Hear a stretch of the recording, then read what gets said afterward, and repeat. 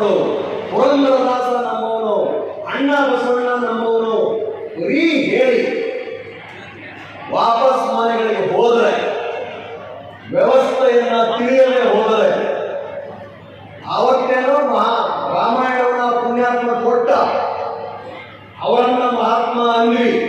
ಇಷ್ಟೊಂದು ಜನ ರಾಜರು ಬಂದರು, ಇಷ್ಟೊಂದು ಜನ ಸ್ವಾತಂತ್ರ್ಯ ಹೋರಾಟಗಾರರು ಬಂದರು.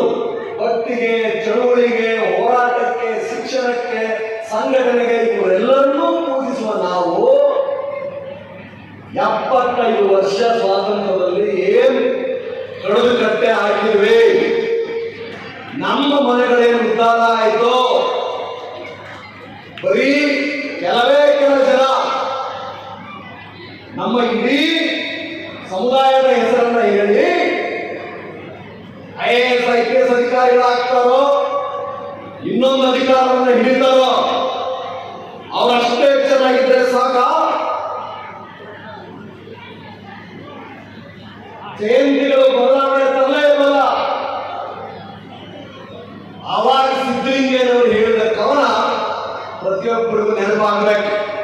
ಏನ್ ಹೇಳಿದ್ರಪ್ಪ? ಎಲ್ಲಿಗೆ ಬಂತು, ಯಾರಿಗೆ ಬಂತು 47 ಸ್ವಾತಂತ್ರ್ಯ? ಎಲ್ಲಿಗೆ ಬಂತು? ನಾನು ಯಾಕೆ ಹೇಳ್ತಾ ಇದ್ದೀನಿ? ನನ್ನ ಬದುಕು ಚೆನ್ನಾಗಿದೆ, ಆರಾಮಿದ್ದೀನಿ, ನನ್ನ ಲೈಫೇ ಬೋನಸ್. ಪೊಲೀಸ್ ಬೇರೆನೋ ಕಂಡಕ್ಟರ್ ಆಗ್ಬೇಕಂತಂದಿದ್ದವ್ ನಾನು.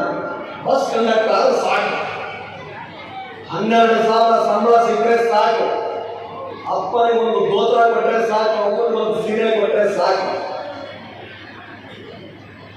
ಸಿಕ್ಕ ಅವಕಾಶ 17 ವರ್ಷಗಳ ಇಲಾಖೆಯ ಸೇವೆ, ರಾಜ್ಯದ ಹುದ್ದೆಗಳಕ್ಕೂ ನನಗಿರುವ ಸಂಪರ್ಕ, ಬಡವನ ಪ್ರತಿನಿತ್ಯ ಸಮಸ್ಯೆಗಳನ್ನ ಕೇಳಲಾಗಲ್ಲ ನನಗೆ ಅನಿಸೋದು. ಅಯ್ಯೋ ದೇವ್ರೆ, ಇನ್ನೂ ಸಿಗಬೇಕಾದ ಹಕ್ಕು ಸಿಕ್ಕೇ ಇಲ್ವಲ್ಲ.